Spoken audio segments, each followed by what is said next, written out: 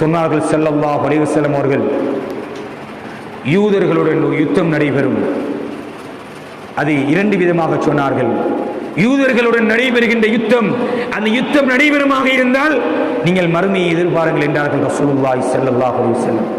அதனை தொடர்ந்து சொன்னார்கள், பெரும் யுத்தம் நடைபெறும், மல்ஹமா என்று அதற்கு பெயரை வைத்தார்கள்.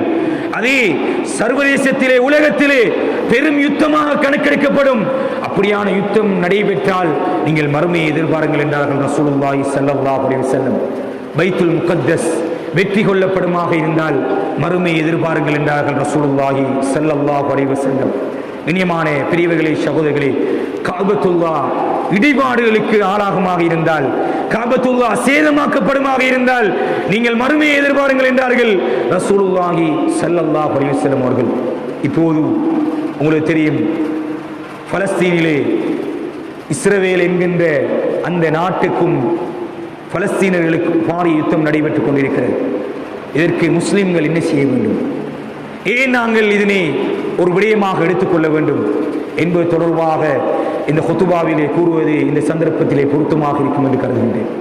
கண்ணியமான பெரியவர்களே, சகோதரர்களே, ரசூலுல்லாஹி ஸல்லல்லாஹு அலைஹி வஸல்லம் அவர்கள் இந்த உலகத்திலே வாழுகின்ற போது சில பிரதேசங்களுக்கு பரக்கத்துக்காக வேண்டி பிரார்த்தனை செய்தார்கள். தான் வாழ்ந்த மக்காவுடைய பூமிக்கு நபி அவர்கள் அதனுடைய பரக்கத்துக்காக பிரார்த்தனை செய்தார்கள். மதீனாவுக்கு வந்ததன் பின்னால் மதீனாவுக்காக வேண்டி ரசூலுல்லாஹி ஸல்லல்லாஹு அலைஹி வஸல்லம் பரக்கத்துக்காக வேண்டி பிரார்த்தனை செய்தார்கள். அந்த பிரார்த்தனையோடு சேர்த்து சஹாபாக்களுக்கு சொன்னார்கள், அல்லாஹும்ம பாரிக் லனா ஃபீ ஷாமினா, யா அல்லாஹ் இந்த ஷாமுக்கு, ஷாமிலே எங்களுக்கு பரக்கத் செய்வாயாக என்று ரசூலுல்லாஹி ஸல்லல்லாஹு அலைஹி வஸல்லம் ஷாமுக்காக வேண்டி பிரார்த்தனை செய்தார்கள். அதிலே யமன் பிரதேசத்தைச் சேர்ந்த மக்கள் இருந்தார்கள். அவர்கள் சொன்னார்கள், யா ரசூலல்லாஹ் யமனுக்காக வேண்டி பிரார்த்தனை செய்யுங்கள். ரசூலுல்லாஹி ஸல்லல்லாஹு அலைஹி வஸல்லம் அவர்கள் மீண்டும் பிரார்த்தனை செய்தார்கள், அல்லாஹும்ம பாரிக் லனா ஃபீ ஷாமினா வ பாரிக் லனா ஃபீ யமனினா. ரசூலுல்லாஹி ஸல்லல்லாஹு அலைஹி வஸல்லம் உலகத்திலே வாழுகின்ற போது இந்த ஷாம் பிரதேசத்துக்கு, யமனுக்கு பிரார்த்தனை செய்திருக்கிறார்கள். கண்ணியமான பிரிவுகளே, சகோதரர்களே, ஷாம் பிரதேசம் என்று அன்று அடையாளப்படுத்தப்பட்ட பிரதேசங்கள் எவைகள்? இன்றிருக்கின்ற பலஸ்தீன், சிரியா, ஜோர்டான், லெபனான், இந்த 4 நாடுகளும் தான் அதை ரசூலுல்லாஹி ஸல்லல்லாஹு அலைஹி வஸல்லம் அவர்கள் அன்றே ஷாம் பிரதேசத்துக்கு பரக்கத் செய்வாயாக என்று கேட்ட பிரார்த்தனைக்கு உட்பட்ட 4 நாடுகள். அது பலஸ்தீன், ஜோர்டான், சிரியா, லெபனான். இன்றிருக்கக்கூடிய இந்த 4 நாடுகள் நபியுடைய காலத்திலே அது ஒரே நாடாக இருந்தது. கண்ணியமான பெரியவர்களே, சகோதரர்களே, அது மட்டுமல்ல, குர்ஆன் இந்த பிரதேசங்களை பற்றி சிலாகித்து சொல்லிக் கொண்டிருக்கிறது.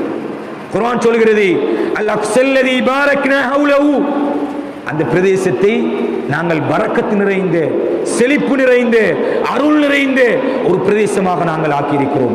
வஜஅல்னா பைனஹும் வ பைனல் குரல்லதி பாரக்னா ஃபிஹா குரன் வாஹிரா. அல்லாஹ் சுப்ஹானஹு வ தஆலா அந்த செழிப்பான பிரதேசங்களுக்கு மத்தியில் நிறைய கிராமங்களை நாங்கள் உருவாக்கி வைத்திருக்கிறோம் என்று சொல்கிறார். வனஜ்ஜைனாஹு வலூத்தன் இலல் அர்லில்லதி பாரக்னா ஃபிஹா லில் ஆலமீன்.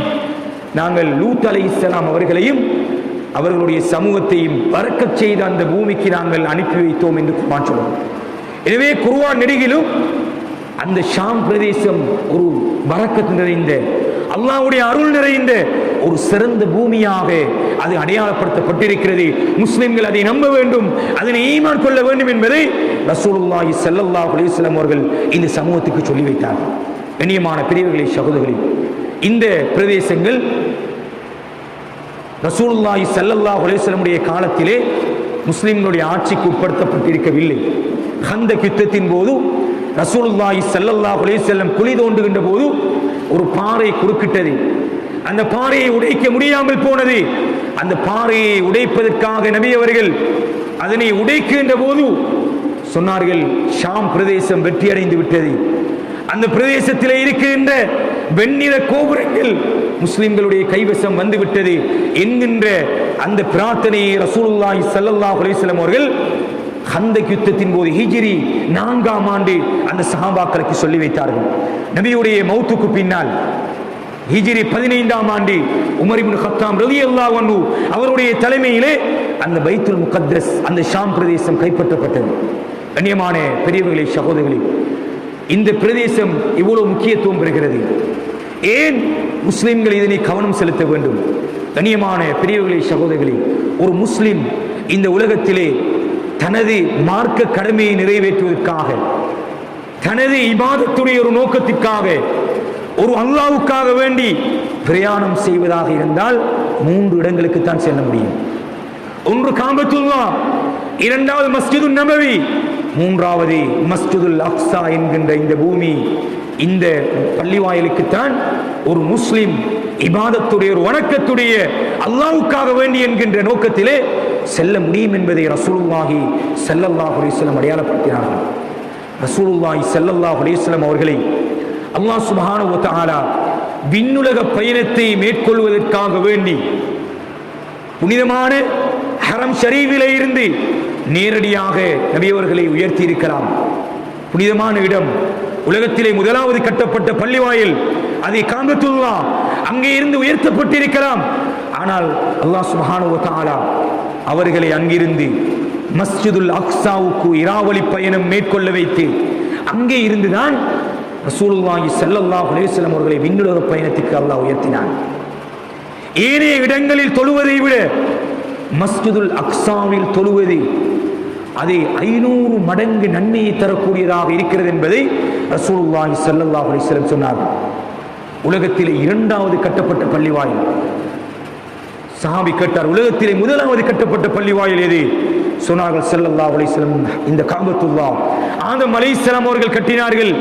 சொன்னார்கள், 2வது கட்டப்பட்ட பள்ளிவாயில் எது? அது மஸ்ஜிதுல் அக்ஸா. 2க்கும் இடைப்பட்ட இடைவெளி 40 வருடம் என்று சொன்னார்கள் ரசூலுல்லாஹி ஸல்லல்லாஹு அலைஹி வஸல்லம் அவர்கள்.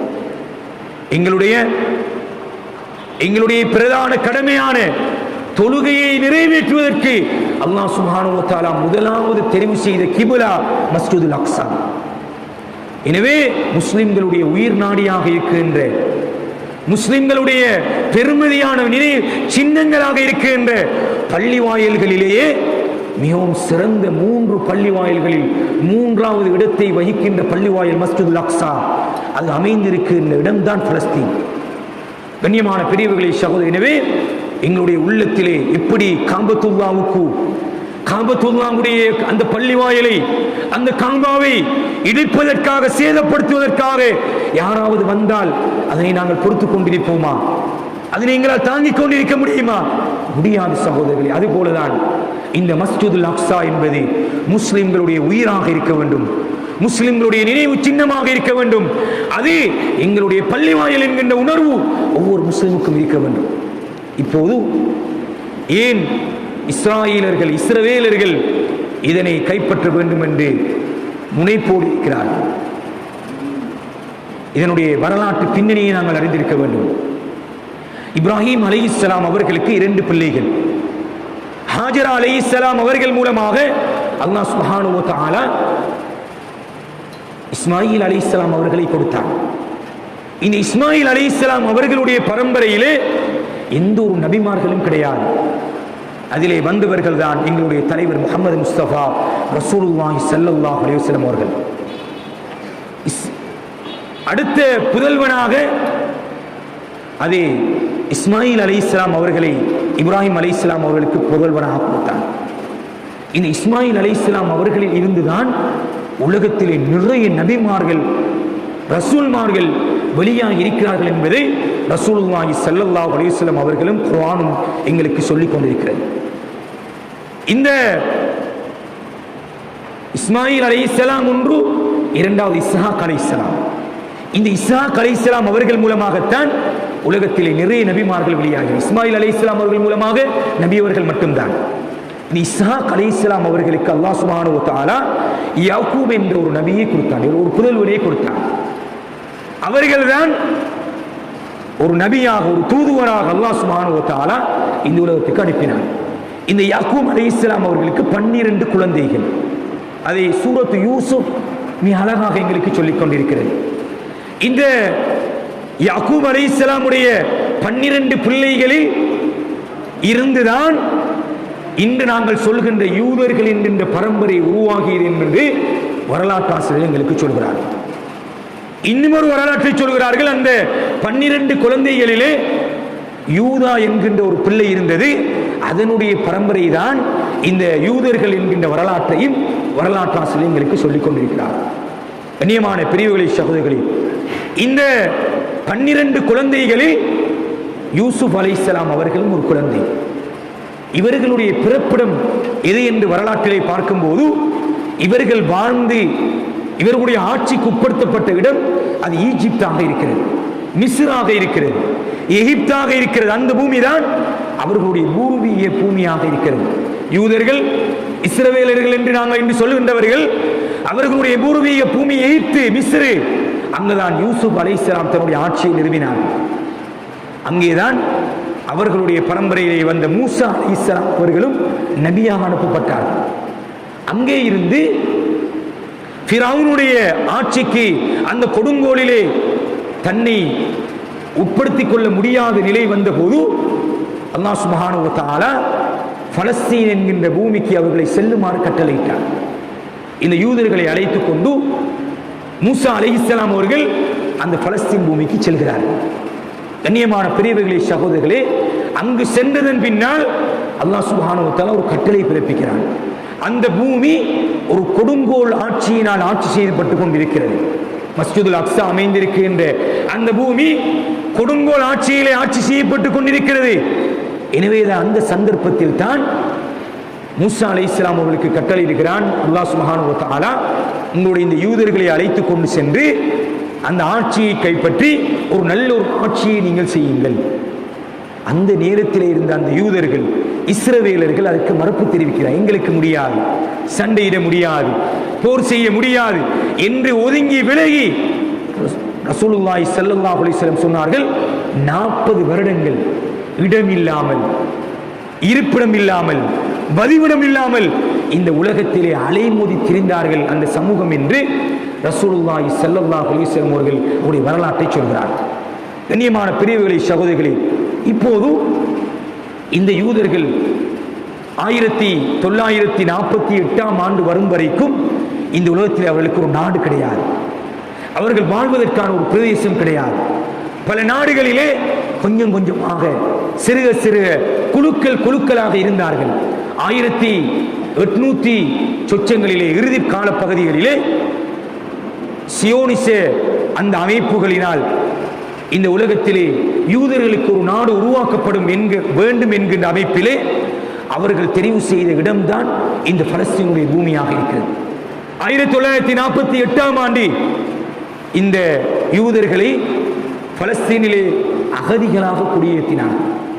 அங்கே இருந்த எமது பலஸ்தீன் முஸ்லிம் சமூகம் அவர்களை வரவேற்று அவர்களுக்கான இடத்தை கொடுத்து, அவர்களுக்கான உணவை கொடுத்து, அவர்களுக்கு பராமரித்து பாதுகாத்து வந்த வரலாற்றை தான் இன்று வரலாற்று ஆசிரியர் எழுதியிருக்கிறார். 48ஆம் ஆண்டுக்கு பிறகுதான் முஸ்லிம்களுடைய பிரதேசமாக இருந்த, குறிப்பாக பைத்துல் முகத்தஸ், அந்த மஸ்ஜிதுல் அக்ஸா இடம்பெற்றிருக்கின்ற பூமி உட்பட முழு பிரதேசத்தையும் கொஞ்சம் கொஞ்சமாக கைப்பற்றி பலஸ்தீன் என்கின்ற நாடு உலகத்திலே இல்லை என்று சொல்கின்ற அளவுக்கு அவருடைய ஆட்சிக்கு கீழே இப்போது கொண்டு வந்திருக்கிறார். குறிப்பாக இன்று பலஸ்தீனுடைய பூமியிலே 20,770 கிலோமீட்டர் சதுர கிலோமீட்டர் அளவை அவர்கள் ஆட்சிக்கு உட்படுத்தியிருக்கிறார்கள். முழு பலஸ்தீனுடைய பூமியாக இருந்த அந்த பூமி காசா என்கின்ற பிரதேசத்திலே 365 சதுர கிலோமீட்டரிலும், வெஸ்டர்ன் பேங்க் என்கின்ற பிரதேசத்திலே 5655 சுமார் 6000 சதுர கிலோமீட்டர் அளவில் தான் இன்று பலஸ்தீனுடைய பூமியாக இன்று பலஸ்தீனில் அடையாளப்படுத்தப்பட்டிருக்கிறது. 20,000க்கும் மேற்பட்ட சதுர கிலோமீட்டர் பூமி அது இஸ்ரேலுடைய ஆட்சிக்கு உட்படுத்தப்பட்டு அந்த அரசாங்கம் அமைக்கப்பட்டு அதுக்கான சகல ஏற்பாடுகளும் செய்யப்பட்டிருக்கிறது.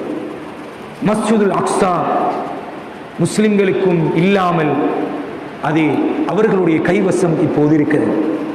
கண்ணியமான பெரியவர்களே, சகோதரர்களே, எனவேதான் இந்த பூமி இந்த பள்ளி வாயில் இது முஸ்லிம்களுடைய சொத்து. ரசூலுல்லாஹி ஸல்லல்லாஹு அலைஹி வஸல்லம் அவர்கள் மறுமையுடைய அறிவிப்பாக செய்தார்கள், இந்த மஸ்ஜிதுல் அக்ஸா முஸ்லிம்களுடைய கைவசம் அது கிடைக்கப்பெறும். அந்த பூமி அது யுத்தங்கள் சண்டைகள் நடந்து கொண்டிருக்கக்கூடிய பூமியாக இருக்கும். இது ரசூலுல்லாஹி ஸல்லல்லாஹு அலைஹி வஸல்லம் அவர்கள் மறுமையுடைய அடையாளமாக சொன்னார். இனியமான பெரியவர்களே, சகோதரர்களே, எனவேதான் இப்போது எங்களுடைய பொறுப்பு என்ன, நாங்கள் என்ன செய்ய வேண்டும்? கண்ணியமான பெரியவர்களே, சகோதரர்களே, ரசூலுல்லாஹி ஸல்லல்லாஹு அலைஹி வஸல்லம் முக்கியமான ஒரு ஹதீஸை சொன்னார். உலகத்திலே முஸ்லிம்களுக்கு ஏதாவது பிரச்சனை ஏற்பட்டு, முஸ்லிம்களுக்கு நோவினை ஏற்பட்டு, முஸ்லிம்கள் அழிக்கப்பட்டு கொண்டிருக்கின்ற போது அதனை பார்த்து கொண்டிருக்கின்ற தூர பிரதேசங்களில் இருப்பவர்களுக்கு அதனை கண்டு தனது உள்ளத்தால், தனது உடலால், தனது மனதால் கவலைப்படாமல், மன சஞ்சலப்படாமல், அவர்களுக்காக பிரார்த்திக்காமல் ஒரு முஸ்லிம் இருப்பானாக இருந்தால், ஒரு மூமின் இருப்பானாக இருந்தால் அவனுடைய மரணம் நிஃபாக்கோடு இருக்கும் என்று சொன்னார்கள் ரசூலுல்லாஹி ஸல்லல்லாஹு அலைஹி வஸல்லம். கண்ணியமான பெரியவர்களே, சகோதரர்களே, எனவே எங்களுடைய பாரிய பொறுப்பு கவலைப்பட வேண்டும். முஸ்லிம் சமூகம் அளிக்கப்படுகிறது. சிறு குழந்தைகள் அனாதையாக்கப்படுகிறார்கள். பச்சிலம் குழந்தைகள், இன்னென்றே தெரியாத குழந்தைகள் இரத்த வாரோடு வைத்தியசாலைகளை அனுமதிக்கப்படுகிறார்கள். பெண்கள் விதவையாக்கப்படுகிறார்கள்.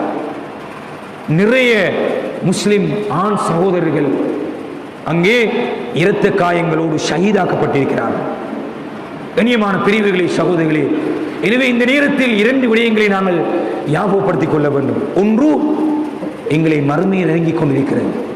ரசூலுல்லாஹி ஸல்லல்லாஹு அலைஹி வஸல்லம் அவர்கள் செய்த அந்த முன்னறிவிப்பு மறுமையினால் நெருங்குகின்ற போது இவ்வாறான யூதர்களுக்கு இடையிலான யுத்தங்கள் நடைபெறும். ஈசா அலைஹிஸ்ஸலாம் அவர்கள் இறங்குகின்ற பூமியும் அந்த மஸ்ஜிதுல் அக்ஸா அமைந்திருக்கின்ற அந்த பூமி, அந்த பூமி மறுமை ஏற்படுகின்ற போது அது வெற்றி கொள்ளப்படும் என்றார்கள் ரசூலுல்லாஹி ஸல்லல்லாஹு அலைஹி வஸல்லம். கண்ணியமான பிரிவுகளே, சகோதரர்களே, எனவே முதலாவது மறுமை பற்றிய சிந்தனை எங்களுக்கு வர வேண்டும். மறுமை நெருங்கிவிட்டது. ரசூலுல்லாஹி ஸல்லல்லாஹு அலைஹி வஸல்லம் 2 விரல்களை காட்டி நானும் மறுமையினாலும் இவ்வளவு நெருக்கமாக இருக்கிறோம் என்று சொன்னார். எங்களை ஒரு சுய விசாரணை செய்து மறுமைக்கு நான் தயாராகிவிட்டேனா, மறுமை வந்துவிட்டால் அதற்கு நான் தயாராக இருக்கிறேனா என்கின்ற சிந்தனையோடு எங்களுடைய நாங்கள் வாழ்க்கையை மாற்றிக்கொள்ள வேண்டும். கண் முன்னே நாங்கள் பார்க்கிறோம், மீடியாக்களூடாக அறிந்து கொள்கிறோம், ஷஹீதுகள் எத்தனை பேர் ஒரே நேரத்திலே வைக்கப்பட்டு அங்கே தொழுவிக்கப்படுகிறார்கள். ஆயிரக்கணக்கான ஷஹீதுகள் ஜனாசாக்கள் அது அடக்கப்பட்டு கொண்டிருக்கின்றன. ஆயிரக்கணக்கான சிறு குழந்தைகள், பெண்கள், வயது முதிர்ந்தவர்கள் அவர்கள் தாக்கப்பட்டு இரத்தங்காயங்களோடு வைத்தியசாலையிலே அனுமதிக்கப்பட்டிருக்கிறார்கள். ஒரு முஸ்லிமுடைய உடன் பிறவாத ஒரு சகோதரர் என்று ரசூலுல்லாஹி ஸல்லல்லாஹு அலைஹி வஸல்லம் அவர்கள் முஸ்லிம்களை அடையாளப்படுத்தினார். எனவே இவைகளை பார்க்கும்போது எங்களுக்கு மறுமை பற்றிய சிந்தனை வர வேண்டும். ஆபாசங்களிலும் விரசங்களிலும் சமூக சீர்கேடுகளிலும் மோசமான செயற்பாடுகளிலும் அல்லாஹ்வுக்கு பொருத்தமில்லாத செயற்பாடுகளிலும் ஈடுபட்டு கொண்டிருக்கிறோமாக இருந்தால் இந்த நிகழ்வுகளை கண்முன்னே கொண்டு வந்து மறுமை வந்து விட்டதோ, மறுமையுடைய நிகழ்வுகள் ரசூலுல்லாஹி ஸல்லல்லாஹு அலைஹி வஸல்லம் எதிர்வு கூறல்கள் நடந்து கொண்டிருக்கின்றன என்கின்ற அந்த நம்பிக்கையோடு அவைகளை உங்கள் உள்ளத்தில் எடுத்துக்கொண்டு மறுமைக்கு தன்னை தயார்படுத்திக் கொள்ள வேண்டும். இபாதத்துகளிலே ரசூலுல்லாஹி ஸல்லல்லாஹு அலைஹி வஸல்லம் இவைகளை செய்ய வேண்டாம் என்று சொன்னார்களோ அந்த விடயங்களிலே மிக கவனமாக இருக்க வேண்டும். தொழுகைகளிலே பேணுதலாக ஆக்கிக் கொள்ள வேண்டும். எந்த நேரத்தில் இந்த உலகம் அழியும் என்று தெரியாது, எந்த நேரத்தில் இந்த உலக முடிவு வரும் என்று தெரியாது. எங்களுடைய நிலையை பற்றி நாங்கள் தான் அறிவோம். எனவே இந்த நிகழ்வுகள் எங்களுக்கு கண் முன்னே கொண்டு வருகின்ற, காட்சிப்படுத்துகின்ற முதலாவது அம்சம் மறுமை பற்றிய சிந்தனை. மறுமையுடைய நிகழ்வு இருக்கிறது என்கின்ற உண்மையை ரசூலுல்லாஹி ஸல்லல்லாஹு அலைஹி வஸல்லம் முன் அறிவிப்பை, எதிர்வு கூறலை அது எங்களுக்கு சொல்லிக் கொண்டிருக்கிறது. இரண்டாவது சகோதரர்களே, பெரியவர்களே, நான் மேற்கொண்ட ஹதீதுக்கு இணங்க எங்களுக்கு ஒரு கவலை வர வேண்டும், ஒரு உணர்வு வர வேண்டும். எங்களுடைய உடன்பிறவா சகோதரர்கள், எங்களுடைய முஸ்லிம்கள் இரத்த காயங்களோடு ஷஹீதாக்கப்படுகிறார்கள். அழிக்கப்படுகிறார்கள், ஒடுக்கப்படுகிறார்கள்.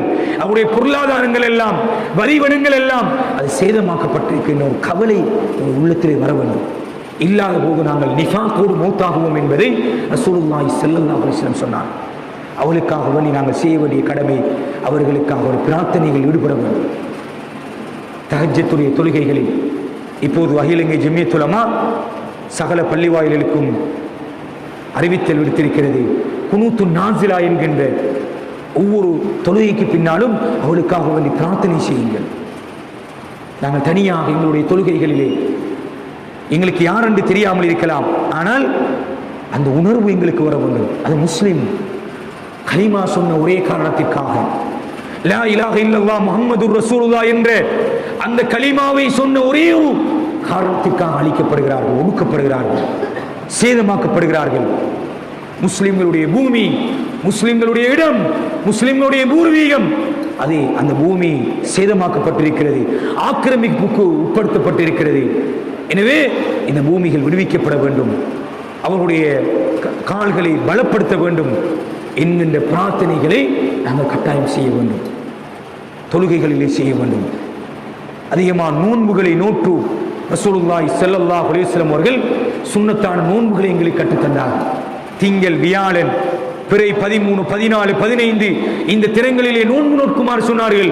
அந்த நோன்புகளை நோட்டு விசேடமாக அவர்களுக்காக வேண்டி நாங்கள் பிரார்த்தனை செய்வோம். எங்களுக்கு இருக்கின்ற ஆயுதம் அது மட்டும்தான், அதைத்தான் நாங்கள் செய்ய முடியும். அதையும் செய்யாமல் நாங்கள் இருப்போமாக இருந்தால் எங்களை போன்ற ஒரு நயவஞ்சகன் உலகத்தில் இருக்க முடியாது. நாங்கள் முஸ்லிம்கள் என்று சொல்வதற்கு வெட்கப்பட வேண்டும். நாங்கள் ஒரு மூமினாக இருக்க முடியாது, நாங்கள் முனாஃபிக்களாக மாறிவிடுவோம். எனவே அவர்களுடைய வரலாற்றை நாங்கள் படிக்க வேண்டும். மிக சுருக்கமாக சில விடயங்களை மட்டும்தான் உங்களோடு தொட்டி சென்றேன்.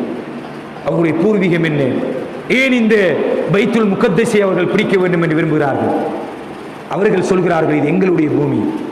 உங்களுக்கு தெரியும், மஸ்ஜிதுல் அக்ஸா என்பது வெறுமனே ஒரு பள்ளி வாயிலை கொண்ட ஒரு இடம் அல்ல. பலஸ்தீனுடைய அந்த மெப்பை நீங்கள் படித்துக் கொள்ள வேண்டும், நாங்கள் அறிய வேண்டும். பலஸ்தீனுடைய பூமியிலே இன்று பலஸ்தீன் என்று சொல்லக்கூடிய பிரதேசம் 2 துண்டுகளாக ஆக்கப்பட்டிருக்கிறது. மேற்கு பகுதியிலே வெஸ்ட் பேங்க் என்கின்ற ஒரு பிரதேசமும், இடையிலே யூதர்களுடைய இஸ்ரவேலர்களுடைய அந்த நாடும், அதுக்கு கீழ்ப்பகுதியிலே அது காசா என்கின்ற பிரதேசமும் தான் இப்போது முஸ்லிம்களுடைய பிரதேசமாக இருக்கிறது. ஆனால் முஸ்லிம்கள் இஸ்ரேல் என்கின்ற அந்த நாட்டுக்குள்ளும் வாழ்கிறார்கள்.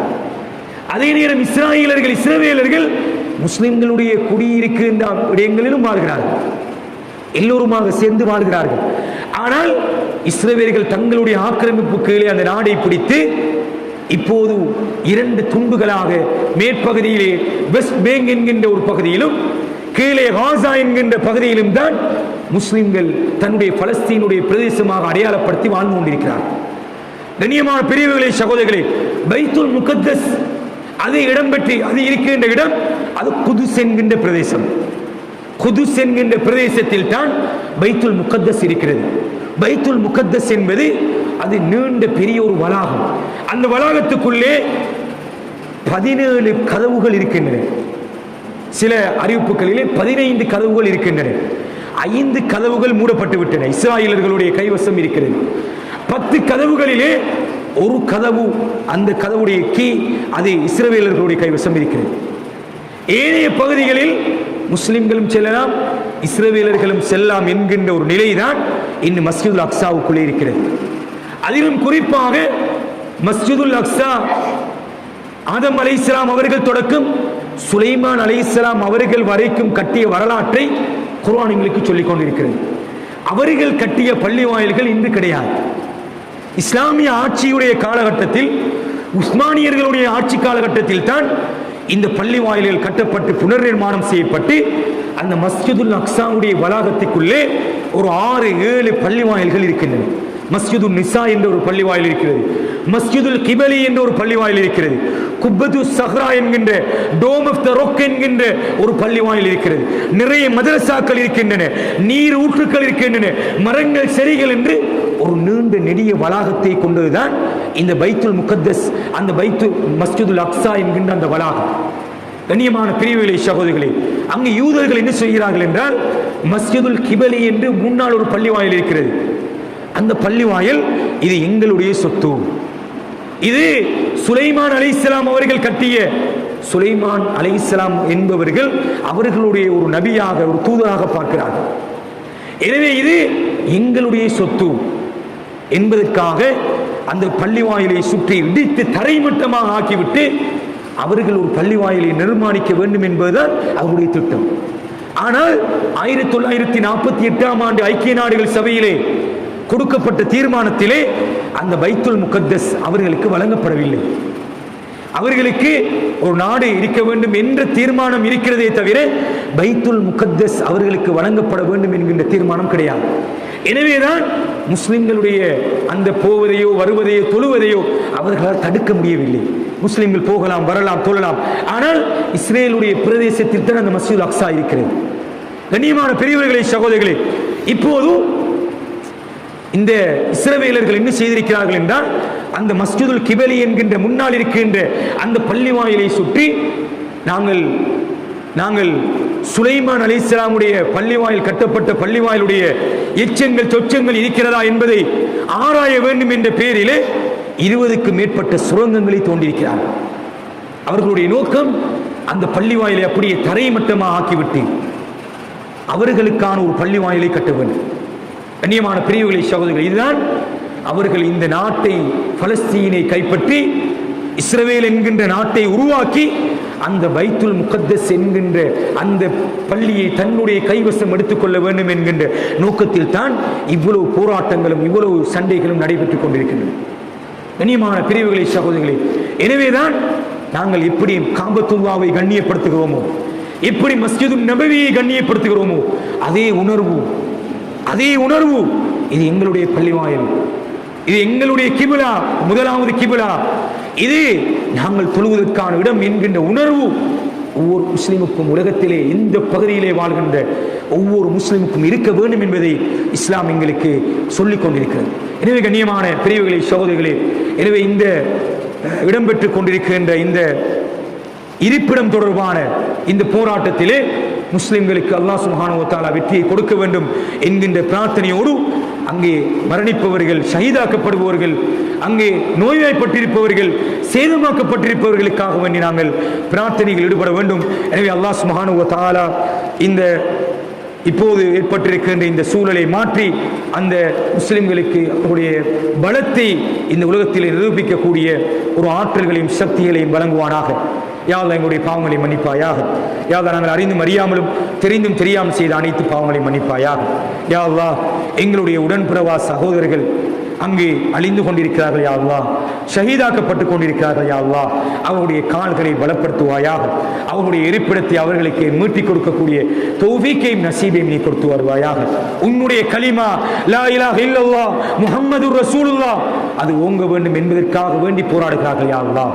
அவருடைய போராட்டத்தில் வெற்றியை கொடுப்பாயாக. அவர்கள் மரணித்திருப்பவர்களுக்கான ஷஹீதுகளுக்குரிய அந்தஸ்தை நீ கொடுப்பாயாக.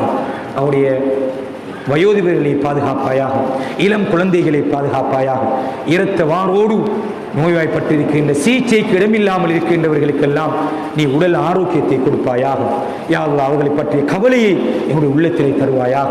யா அல்லாஹ் அவர்களுக்காக பிரார்த்தனை செய்யக்கூடிய உள்ளங்களையும் எண்ணங்களையும் எங்களுக்கு ஏற்படுத்துவாயாக. யா அல்லாஹ் எங்கள் அனைவர்களையும் பொருந்திக் கொண்ட நல்லவர்கள் கூட்டத்தில் ஆக்குவாயாக. வ ஆகிரு தஅவானா அல்ஹம்துலில்லாஹி ரப்பில் ஆலமீன்.